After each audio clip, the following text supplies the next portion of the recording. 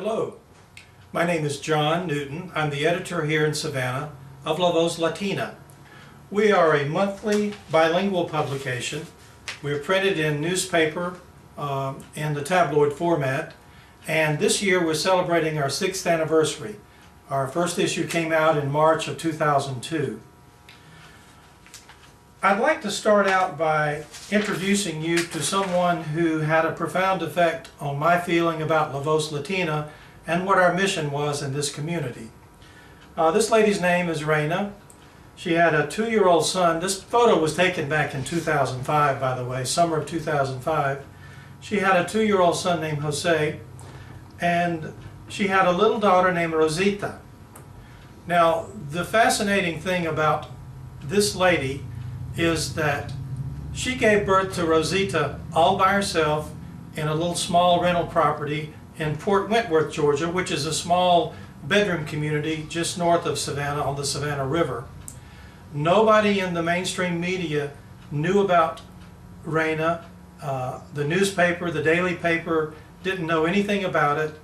None of the 3 television stations, none of the 5 major radio stations, nobody in the Anglo world knew that this lady existed, but we heard what she had done, and when we wrote our story, I realized that Reyna is a good symbol for the huge communication gap that did exist and still exists between the Anglo and Hispanic communities in this country, and specifically here in South Georgia. What I discovered when I interviewed Reyna was that she's very strong, she's very brave, and she was very matter-of-fact about giving birth to her child with no help from anyone. In fact, the thing that Reyna was worried about the most as she lay on her sofa in her living room giving birth to her baby, she worried that the sounds she made might upset her 2-year-old son. He was on the floor playing with his trucks, so she was very careful. She didn't want to make any noise indicating her pain as she gave birth to her child.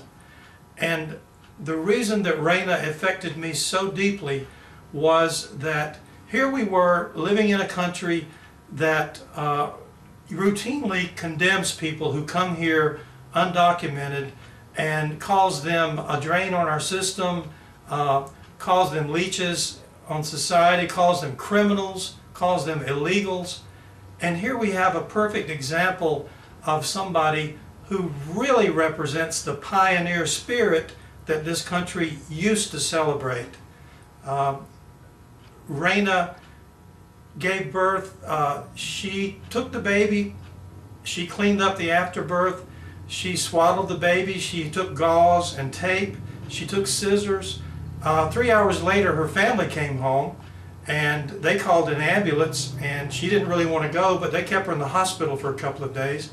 But for me, Reyna became a symbol of the fact that 2 parallel worlds exist in this country, and it impressed on me as the editor of Voz that we have a responsibility and an opportunity to be a bridge between those 2 worlds. Today, most of our stories are written in both English and Spanish, and what we try to do is show people in the Anglo world, pull back the curtain, if you will, and show people in the Anglo world a little glimpse of what life is like, the good life and the bad life in the Hispanic community here in South Georgia. I realized that when we took that as our mission, that in effect we were giving up